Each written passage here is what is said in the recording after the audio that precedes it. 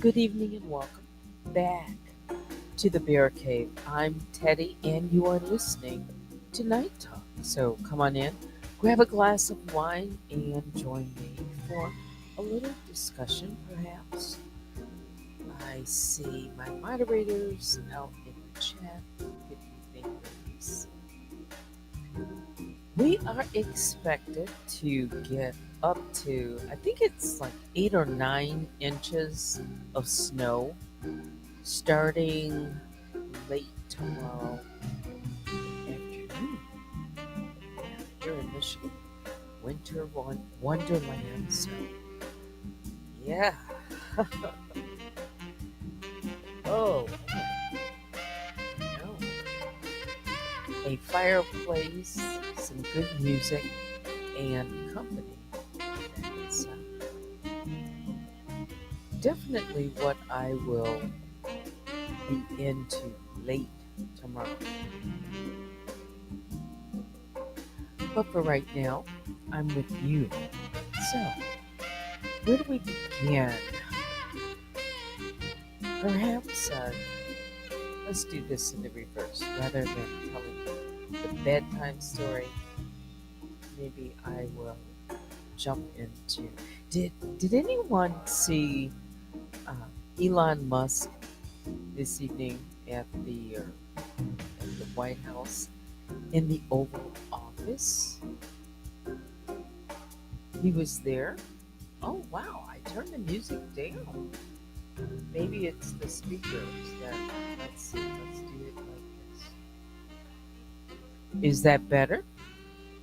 And thank you, Jumba, for telling me. Right, two level on speakers. Is that much better, or should I just turn it up? You know what? I should do that anyway. How about that? Much better? Especially when I'm talking about the news. Yeah. So, as I was about to say,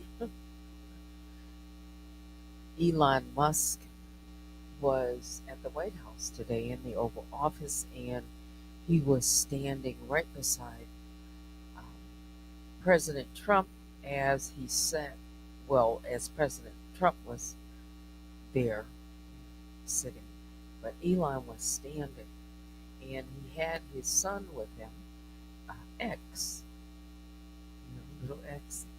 Matter of fact, is there ever a time when his son isn't? Well, his son is with him quite a bit. Anyway, so President Trump signed. It sounds a bit muffly, so let's push the mic back. Hey, Freebird, it doesn't work. You saw a bit of it, Jumba? Let me see if I can. I'm going to play from it, but hang on, let me do this.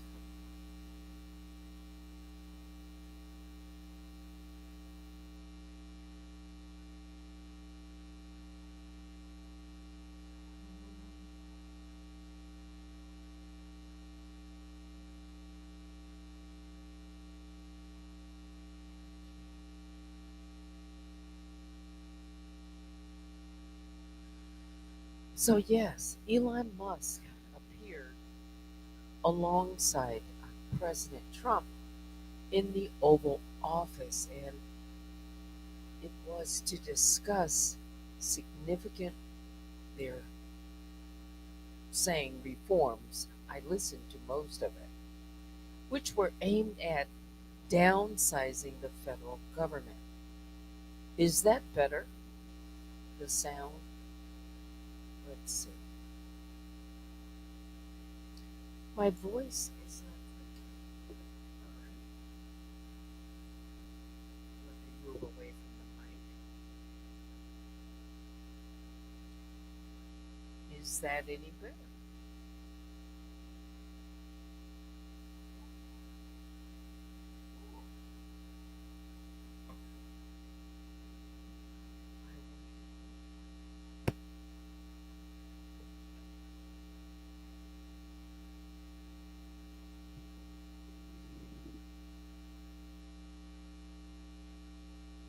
Let's see.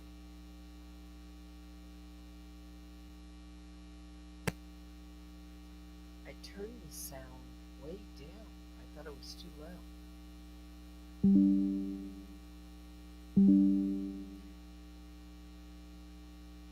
So let's try this.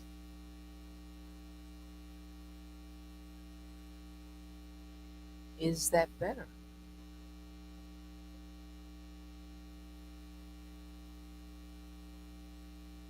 No music, just my voice. That's it. It. I can tell by the wave around the mic that it seems to be low.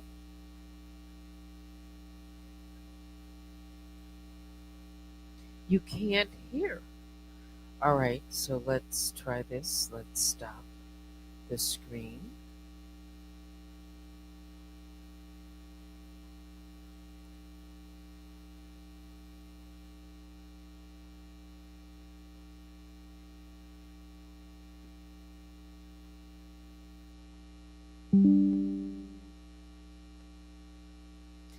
Is that any better?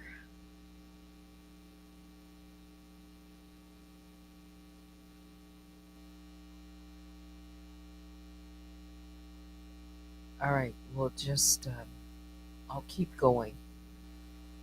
And I will try to, let's see, tip the mic. All right, so I do not mind when you let me know how the sound is at all. Okay? So, as I was saying, Musk uh, appointed at, as the head of the Department of Government Efficiency, DOGE, emphasized the need to streamline government operations by reducing bureaucracy and cutting costs. During his talk tonight, he did acknowledge past mistakes that the department made, and he even corrected some when asked by reporters, if you got a chance to see that. President Trump, though, signed an executive order granting DOGE the authority to implement substantial reductions in the federal workforce. So it's an order, it's signed. It incentivizes voluntary resignations through financial packages and imposes a hiring restriction, allowing only one new hire for every four employees who leave. That's correct, ratio. One new hire for every four employees who leave.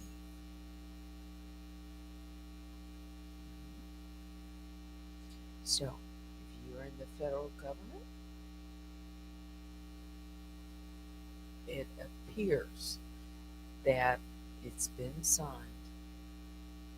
It uh, it grants, I should say, Elon Musk, head of this Doge, the authority to implement these reductions in the workforce.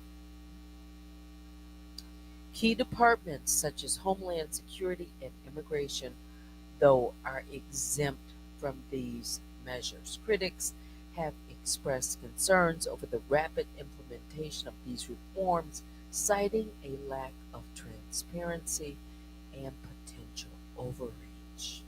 Notably, the Inspector General for the U.S. Agency of International Development, USAID, was dismissed after raising objections to Doge's actions, highlighting a very contentious nature to these changes. Musk addressed these criticisms by denying any interactions of hostile takeover of the U.S. government. He clarified that the goal is to eliminate inefficiencies and reduce the influence of unelected officials, aligning with the administration's vision for government reform. So, if you hadn't listened, there were, I would have to say though, there were a few points that he made. And when Elon Musk talks or speaks, he's deliberate, he takes his time. I can understand things that he's saying. I don't agree with all of them, but I understand some of the points that he made. And this is in my words only, and you'll hear him. But he talked about records that are being kept. If someone wants to retire, it's done by hand, paper, and it hasn't been changed for years and years, and it's kept in a mine below ground where employees have to take an elevator, he called it a shaft, like underneath the ground to pull these records if someone wants to retire. And then he explained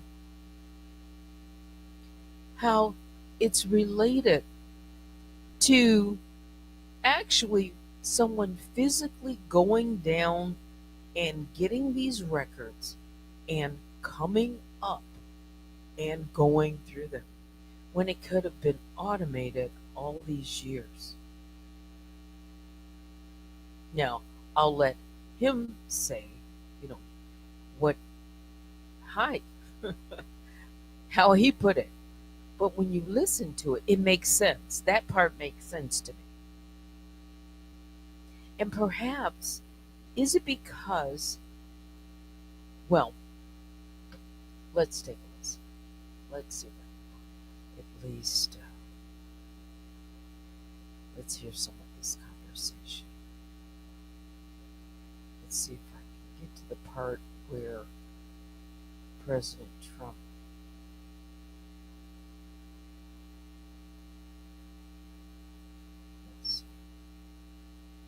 And if you have rule of the bureaucrat, or if the bureaucracy is in charge, and then what meaning does democracy actually have?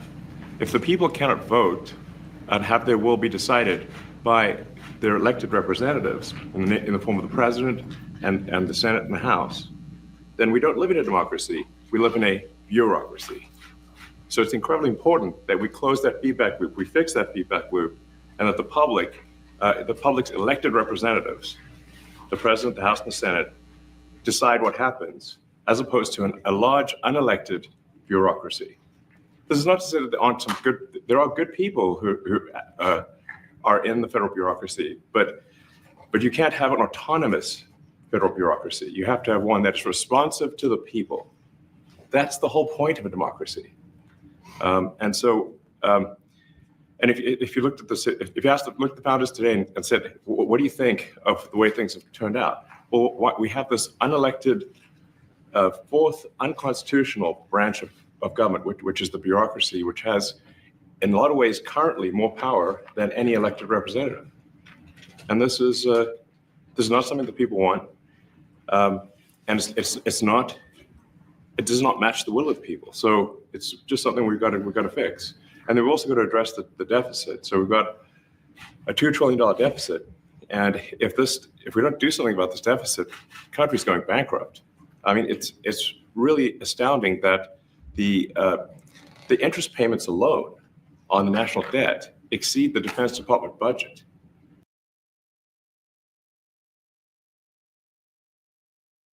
Now, I pause it right there. The interest alone on the national debt exceeds the budget for. Well, listen.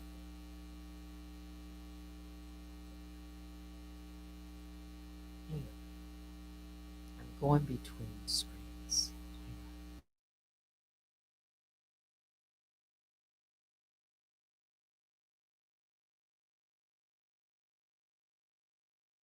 Which is shocking, because we spend a lot of money on defense, and if that just keeps going, we're essentially going to bankrupt the country. So what I really want to say is, like, it's not optional for us to reduce the federal expenses. It's essential. It's essential for America to remain solvent as a country, and it's essential for America to have the resources necessary to provide things to its citizens and not simply be servicing vast amounts of debt. And also, could you mention some of the things that your team has found, some of the crazy numbers, including the woman that walked away with about 30 million? Oh, listen to this.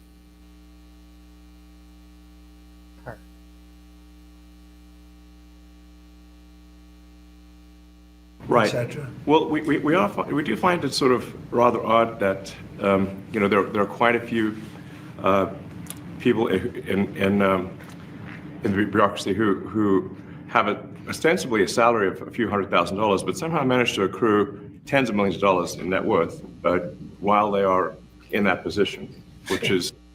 That's astounding. Someone who's paid, let's say, $100,000 or more per year, but they've somehow accrued tens of millions of dollars in net worth. How does that happen? Listen. What happened at USAID? We're just curious as to where it came from. Maybe they're very good at investing, in which case we should take their investment advice, perhaps. But just there seems to be mysteriously they get wealthy. We don't know why. Where does it come from? And I think the reality is that they're getting wealthy at taxpayer expense. That's the honest truth of it. So we're looking at if you look at say Treasury, for example, basic controls that should be in place that are in place in any company, such as making sure that any given payment has a payment categorization code, that there is a comment field that describes the payment, and that if a payment is on the do not pay list, that you don't actually pay it. None of those things are true currently. None of those things are true. That if something is on a do not pay list, you do not pay it. There's no checks and balances. And there's no entry where it's assigned to. Listen closely.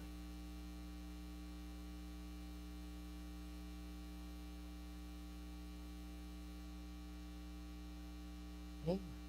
Wait a minute. I've got to go back. Sorry about that. What happened? So the reason that departments can't pass audits is because the payments don't have a categorization code. It's like just a massive number of blank checks just flying out the building. So you can't reconcile blank checks. You've got comment fields that are also blank, so you don't know why the payment was made. And then we've got this truly absurd, a do not pay list, which can take up to a year for an organization to get on a do not pay list. And this, we're talking about terrorist organizations, we're talking about known fraudsters, known aspects of waste, known things that do not match any congressional appropriation, can take up to a year to get on the list. And even once on the list is not used. It's mind-blowing. So what we're talking about here, we're really just talking about adding common sense controls that should be present, that haven't been present. So you say, like, well, how could such a thing arise? That seems crazy. When you understand that really everything is geared towards complaint minimization, so then you understand the motivations. So if people receive money, they don't complain, obviously. But if people don't receive money, they do complain. And the fraudsters complain the loudest and the fastest. So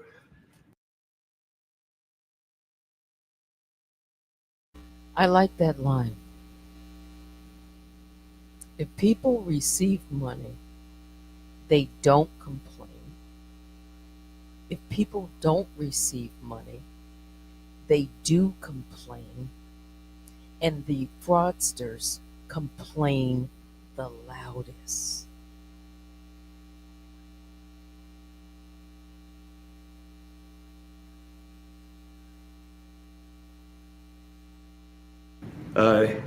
then when you understand that, then it makes sense. Oh, that's why everything they approve all the payments at Treasury. Because if you approve all the payments, you don't get complaints. But now we're saying that, no, actually, we are going to complain. If money is spent badly, if your taxpayer dollars are not spent in a sensible and frugal manner, then that's not okay. Your tax dollars need to be spent wisely on things that matter to the people. I mean, these things, like, it's just common sense. It's not draconian or radical. I think it's really just saying, let's look at each of these expenditures and say, is this actually in the best interest of the people? And if it is, it's approved. If it's not, we should think about it. So, there's crazy things like just cursory examination of Social Security, and we've got people in there that are 150 years old. Now, do you know anyone who's 150? I don't. Okay. Payments have been made, Social Security benefits, to people who are 150 years old. He asked, do you know anyone that's 150 years old? Nobody's keeping track of this. The payments are just going out, just monthly. 150 years old, they found. Payments.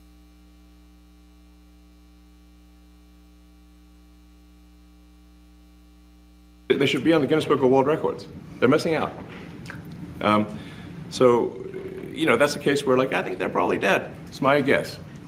Or they should be very famous, one of the two.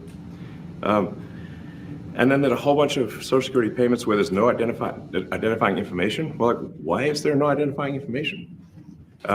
Obviously, we want to make sure that people who deserve to receive Social Security do receive it, and that they receive it quickly and accurately.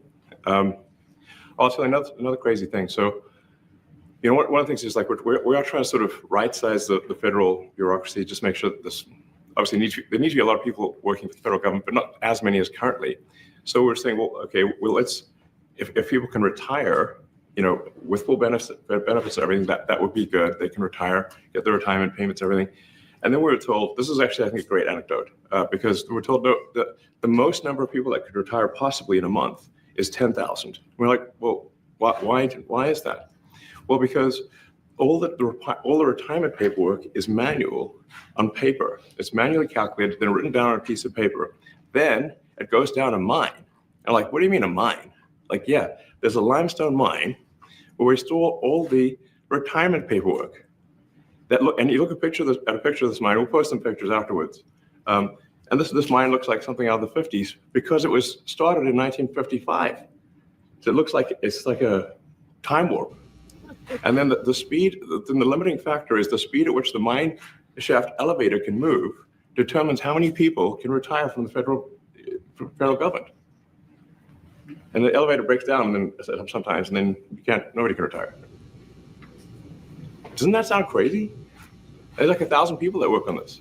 So I think if we can take those people and say, like, you know what, instead of working in a mine shaft and carrying manila envelopes to, boxes in a mine shaft, you could do practically anything else. And you would add to the goods and services of the United States in a more useful way.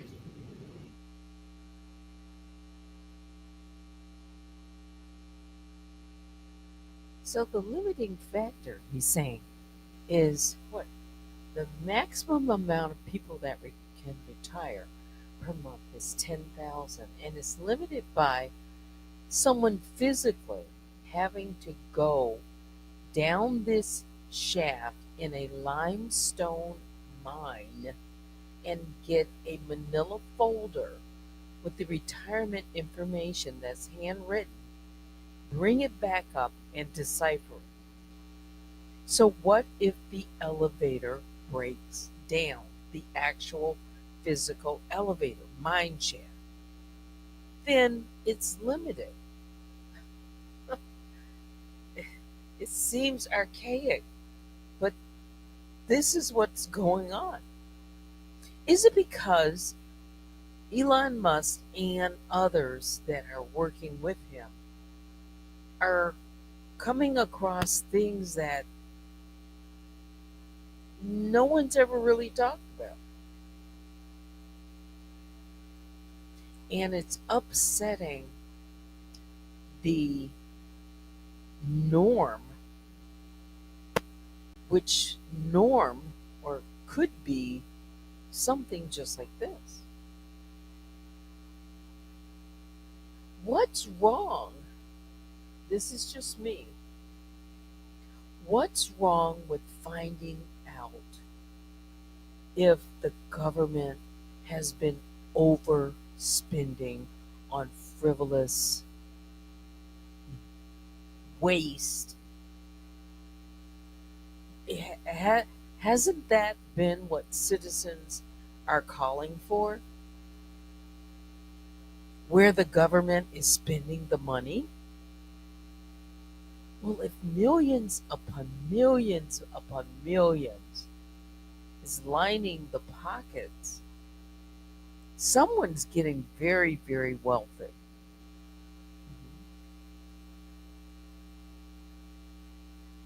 And maybe that's why so many people are screaming. Partially. Listen. So anyway, so I think, that's an example. At a high level, if you say, like, how do we increase prosperity, is we get people to shift from roles that are low to negative productivity to high productivity roles. And so you increase the total output of goods and services, which means that there's a higher standard of living available for everyone. That's the actual goal. Everyone's very quiet. So are people normally this quiet? Your detractors, Mr. Musk. What? Including a lot of Democrats. I have detractors? You do, sir. I don't believe it. Say that you're orchestrating a hostile takeover of government and doing it in a non-transparent way. What's your response to that criticism? Well, first of all, you couldn't ask for a stronger mandate from the public. The public voted. We have a majority of the public voting for President Trump. We won the House. We won the Senate. The people voted for major government reform. There should be no doubt about that. That was on the campaign. The president spoke about that at every rally. The people voted for major government reform, and that's what people are going to get. They're going to get what they voted for. And a lot of times, people that don't get what they voted for, but in this presidency, they are going to get what they voted for. And that's what democracy is all about. Mr. Musk, the White House says that you will identify and excuse yourself from any conflicts of interest that you may have. Does that mean that you are in effect policing yourself? What are the checks and balances that are in place to ensure that there is accountability and transparency? Well, we actually are trying to be as transparent as possible. In fact, we post our actions to the Doge handle on X and to the Doge website. So all of our actions are maximally transparent. In fact, I don't think there's been, I don't know of a case where an organization has been more transparent than the Doge organization. So, you know, and the kind of things we're doing are, I think, very, very simple and basic. They're not, you know, what I mentioned, for example, about Treasury, just making sure that payments that go out, taxpayer money that goes out, is categorized correctly, that the payment is explained, that organizations on the do not pay list, which takes a lot to get there, that actually are not paid, which currently they are paid. These are not individual judgment decisions. These are about simply having sensible checks and balances in the system itself to ensure that taxpayer money is spent well. So it's got nothing to do with, like, say, a contract with some company of mine at all. But if there is a conflict of interest when it comes to you yourself, for instance, you've received billions of dollars in federal contracts when it comes to the Pentagon, for instance, which the president I know has directed you to look into. Yeah. Are you policing yourself in that? Is there any sort of accountability check and balance in place that would provide any transparency for the American people? Well, all of our actions are fully public. So if you see anything, you say, like, wait a second, hey, you know, that seems like maybe that's, you know, there's a conflict there. It's not like people are going to be shy about saying that. They'll say it immediately. You know? Including you yourself. Yes, but transparency is what builds trust, not simply somebody asserting trust. So not somebody saying they're trustworthy, but transparency, so you can see everything that's going on. And then you can see, am I doing something that benefits one of my companies or not? It's totally obvious.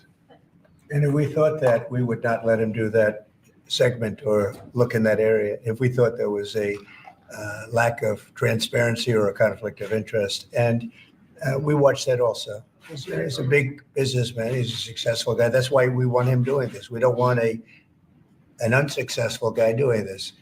Now, You can listen to the rest of it, but you certainly don't want someone who's unsuccessful doing that. That's true. He is a successful businessman and the wealthiest, right?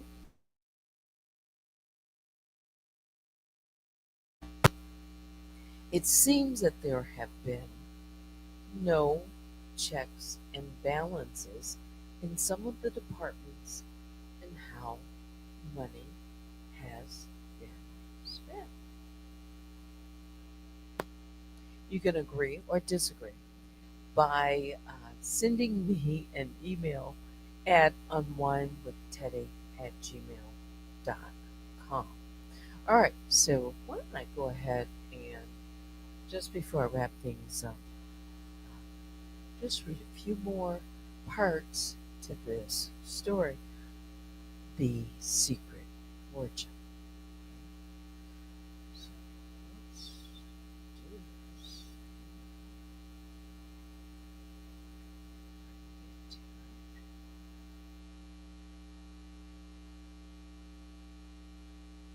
Which is really heating up, by the way.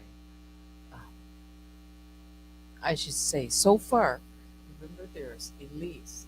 She had inherited this fortune under some type of mysterious circumstances, but soon discovered that it was tied to a dangerous past when a group of relentless searchers pursued her, believing that she possessed a key to unlocking something greater than just money. Well, along the way, she uncovered family secrets, including the existence of a half brother, Lucas, who was secretly working with the searchers. With help from Marcus Eldridge, a shadowy, always a shadowy, but knowledgeable figure, Elise deciphered clues hidden in a journal left by her late father. The journal hinted at something far more valuable than cash, perhaps a hidden vault or an unknown inheritance. But before she could make sense of it all, Lucas betrayed her, handing her over to the searchers.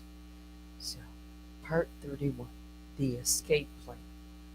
Elise sat in a dimly lit room, her wrists bound, the weight of betrayal heavy in her chest.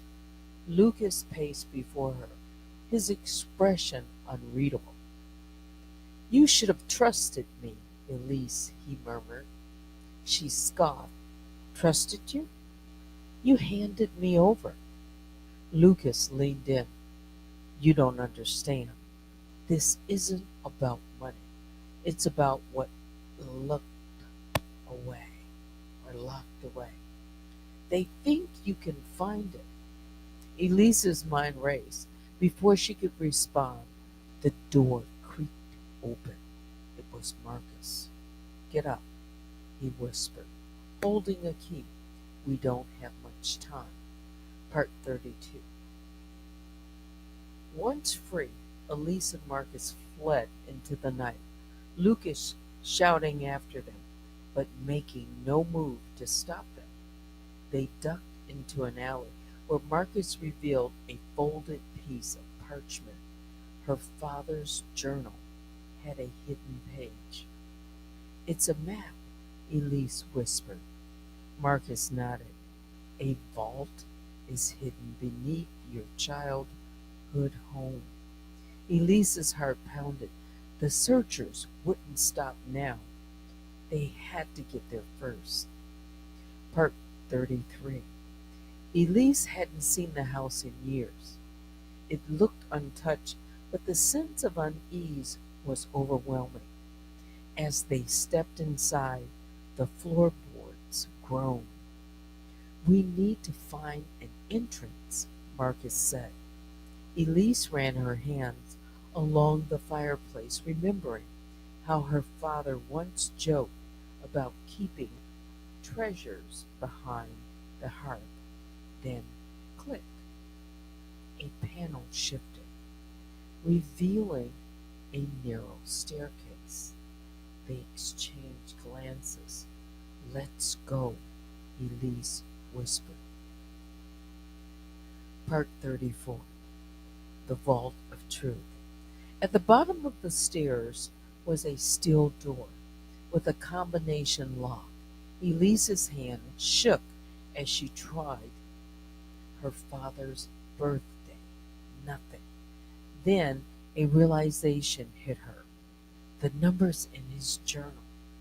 A code. She punched it in. Click. The door swung open to reveal stacks of documents, old tapes, and a small, unassuming box. Marcus reached for it, but Elise stopped him. "This is what they're after," she murmured. Lifting the box, footsteps echoed above them. "They're here," Marcus whispered. To be continued. So now let me come out, and it's 11 o'clock. We're going to wrap this night talk up. I hope you've enjoyed just spending some time together. And what do you think about this Elon Musk and what was signed tonight? Authorization to look into the bureaucracy of the government. And what is it? What was the ratio? 4-1. As far as hires, one hire only for 4 people that leave, that retire. So they're trimming the fat, trimming the waist, and looking to